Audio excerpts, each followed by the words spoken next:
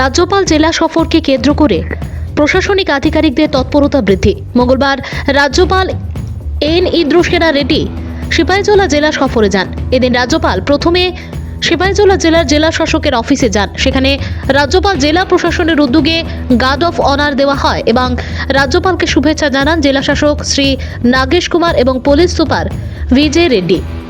এদিন রাজ্যপাল জেলা শাসক অফিস কনফারেন্স হলে জেলার সমস্ত প্রশাসনিক আধিকারিকদের নিয়ে জেলা ভিত্তিক রিভিউ মিটিং করেন। এতে জেলার বিভিন্ন বিষয় নিয়ে আলোচনা করা হয়।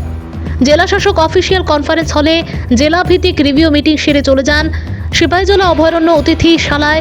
সেখানে তিনি কিছুক্ষণ সময় বিশ্রাম নেওয়ার পর চলে যান কমলাসাগর মিয়াপাড়া 112 নম্বর গেট সীমান্তবর্তী এলাকায়। সেখানে তিনি সীমান্ত কাঁটাতারের ওই পারে বসবাস করা নাগরিকদের সাথে কথা বলেন। সীমান্তবর্তী এলাকায় প্রথমবারের ন্যায় রাজ্যপালকে কাছে পেয়ে আপ্লুত হয়ে কান্নায় ভেঙে পড়েন সীমান্তে বসবাসকারী সাধারণ মানুষ। তাদের সমস্ত ধরনের সমস্যার কথা তুলে ধরে এবং রাজ্যপালও তাদের সমস্যা মনোযোগ সহকারে শোনেন এবং তাদের সমস্যাগুলি সমাধান করার আশ্বাসও দিয়েছেন।